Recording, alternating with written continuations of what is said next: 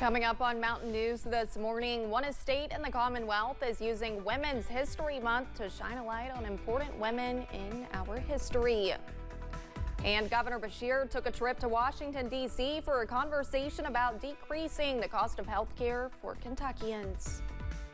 Dedicated to Eastern and Southern Kentucky, this is WYMT Mountain News This Morning. Good morning, I'm Olivia Calfee. We are coming up on 6:30 on Tuesday, March 5th. And with the past few beautiful days, let's send it over to meteorologist Tim Drawbridge to see what we're looking at this morning. Well, Olivia, speaking of beautiful, check out this gorgeous sunrise shot. That's why I froze. I got so excited about it. This is looking spectacular. Yes, we're not going to be as pretty as we go through this afternoon as we have been the last couple of afternoons, but this will get you up and at them and ready to get out the door. If the sunrise doesn't, the temperature will. It is a 54. Yes, the nice weather's coming to an end. A scattered shower pattern evolves as we head through the afternoon. And unfortunately,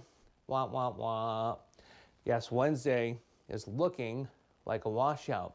Temperature-wise, minus a few of us like Ashland, Manchester, and down at Middlesboro, we're in the 50s and lower 60s. The satellite radar composite showing the increase of cloud cover here the last couple of hours. We look down toward Nashville and Huntsville. This is where we have an increase of moisture. There will also be an increase of moisture coming in from the southwest. And what that basically all means is that, yes, we'll see some sunshine this morning. Calling it partial sunshine, we end up topping out at 74 before we evolve our scattered rain shower pattern heading through the afternoon. All right, if tomorrow's a washout, how about the rest of the week, right? We'll let you know. First Alert 7-day forecast is coming up in just a few moments. Olivia? All right, Tim, thank you. And you can probably smell it. Pollen is in the air. With the recent warm temperatures and rain, our allergy season is here sooner than normal. Julia Sandor talked with an allergy doctor about what you need to know with the pollen count so high. Right now, levels in Kentucky are moderate to high. Experts say allergies can include a runny nose, a sore throat, or itchy eyes, among several other issues. And on a beautiful day like today, some people might be feeling just that. Many people consider Lexington to be the allergy capital of the United States. With a mix of weather conditions in the area, Dr. William Greisner with Bluegrass Allergy Care says it's perfect for our trees, grass, and weeds to produce pollen. The weather now has been extremely pleasant. We've had a lot of sun. The temperatures have been warm. And as a result, the pollen counts have steadily gotten much higher. Right now, we're into the moderate zone. If you're someone with allergies, he suggests cutting down on your exposure. He says closing your windows at home, taking a shower after being outside, or using allergy medication can help with symptoms. Every part of the country does have some pollen that is unique to it. We do have all sorts of different varieties of trees here in Kentucky. Right now, we are seeing the tree pollen. That's going to continue through the spring, late spring. That's when we'll see the grass pollen appearing. And then, of course, in the fall, we'll be seeing the weeds. And he says he expects the pollen count to be even higher next week. For now, in Lexington, Julia Sandor, WKYT. Governor Andy Beshear was at the White House Monday for a roundtable discussion on lowering health care costs for Americans. Governor Beshear talked about efforts to eliminate roadblocks to health care for about 100,000 Kentuckians. Along with expanding Medicaid access for hearing, vision, and dental coverage, the governor also mentioned restarting the state's health care exchange program, Connect. Governor Beshear also discussed the Pharmacy Benefit Managers Program and changes he says has saved Kentucky families millions of dollars. That single PBM that answered to us and not to any other company has allowed Kentucky Medicaid to maximize drug rebates and have saved our Kentucky families about $300 million since we've done it. The governor was also joined by several pharmacy CEOs. And today, Governor Beshear could veto a bill that would put Lexington at odds with state law. House Bill 18 would stop local governments from enforcing source of income discrimination bans. Lexington passed one just 2 weeks ago. It stops landlords from rejecting people based on how they pay rent. Governor Beshear says he'll take action on HB 18 today in Louisville. His press release says the bill, quote, undermines local ordinances. The release doesn't say what specific action he'll take. We'll learn more about this later this morning.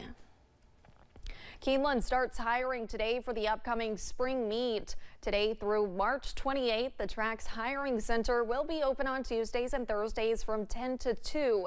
Security, concessions, and guest services jobs are among the open positions. The track says most of the jobs are entry level and you don't need formal training to apply. A $93 million project will be underway during the spring meet. Keeneland is adding a visitor center and more seating, dining, and viewing.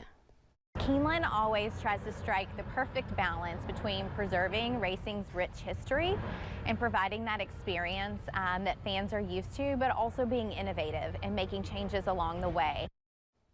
Track leaders say construction during the spring meet will take place at night. The project is expected to wrap up in August of next year. State leaders are inviting you to mark the anniversary of Martin Luther King Jr.'s March on Frankfort. Today marks 60 years since the civil rights leader came to Kentucky's capital. Speakers will talk about race relations and ongoing work toward justice. The march kicks off on Capitol Avenue at 10:45. Ashland, the Henry Clay Estate, is celebrating Women's History Month by telling the stories of 7 women who lived at Ashland. It's called the Women's Voices Tour. Mariah Congito has an inside look. While it might be called the Henry Clay Estate, there were a lot of women, some behind the scenes, who made significant contributions and were instrumental in shaping Ashland's history. If you book a Women's Voices tour here, you'll get to take a look back at 5 generations of women and 100 years of social, political, and cultural change. Executive Director Jim Clark says people will get to learn about women like Henry Clay's wife, Lucretia, Sally Hall, a housekeeper at the estate for over 50 years, and Clay's great-granddaughter, Madeline McDowell Breckenridge, who was Kentucky's foremost suffragist. History has many dimensions to it, and to understand what Henry Clay did, you have to understand what the people around him were doing. You go from, Lucretia, who liked staying here and sort of being behind the scenes, to somebody who was very out front on the national level, fighting for change and cultural development.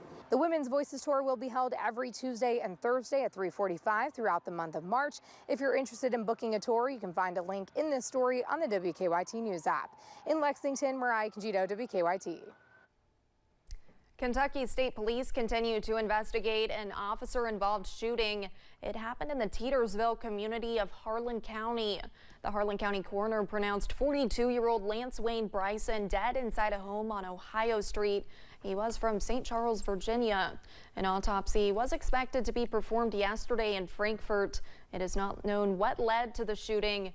No other injuries were reported. A death investigation is underway after troopers in Logan County, West Virginia, found 2 bodies while doing a welfare check. Troopers say when they arrived at the home in the 5000 block of Garrett's Fork Road in Chapmanville, they found the front door open. Inside, they found the bodies of a man and woman, Charles Ray Adkins and Amber Yvonne Adkins. West Virginia State Police is calling the incident isolated and domestic related. A Michigan man is facing charges after police in Laurel County say they found more than 100 grams of fentanyl on him. 25-year-old DeAndre Chappell was taken into custody last weekend in London. Police say they found about 104 grams of fentanyl in Chappell's possession. Chappell was taken to the Laurel County Correctional Center. This week is Severe Weather Preparedness Week, a time for you and your family to create a plan in the event of severe weather. This past week marked the anniversary of at least 3 historic weather events in Kentucky. Friday was 3 years since major flooding. Saturday marked 12 years since the 2012 deadly tornado outbreak. And yesterday marked 1 year since a windstorm hit parts of Kentucky hard. Lexington's Emergency Management Director Rob Larkin says keeping a close eye on the forecast can make all the difference to prep for active weather. Kits and planning, that type of thing, extend way, way, way past weather. And having those preparedness kits, plans, and preparations, that just makes it a lot easier and a lot safer. The statewide tornado safety drill will take place Wednesday at 10:07 a.m. and you can always download the WYMT weather app for the latest.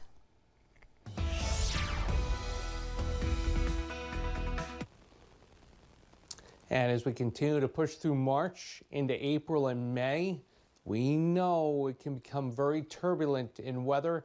Days where it hits 80, severe weather, and then we can end up with snow the next morning. Remember that vividly working in Lexington in the mid-90s. Anyhow, let's talk about our temperatures. No need to worry about any severe weather. It's got some incoming rainfall, though. Temps for a lot of us this morning starting out in the 50s and, yes, the lower 60s still in Somerset and Monticello. Here's the increase of cloud cover over the last couple of hours. Tracking some showers here from about Nashville southbound to Huntsville. And this will be the action coming in as we head through the afternoon, with more moisture coming in as we head through tonight. All right, out the door we go into your Tuesday. Partial sunshine this morning will allow us to warm our temperature up to about 74 for the afternoon high before we start to develop our scattered shower pattern the rest of the afternoon. More about the First Alert 7-day forecast. The rain arrives. When does it get out of here? We'll let you know in a few moments. Olivia? Thanks, Tim, and thank you for joining us. The time is now 6:40. Still to come on Mountain News this morning. This Super Tuesday comes after a Supreme Court ruling that could have changed the ballot.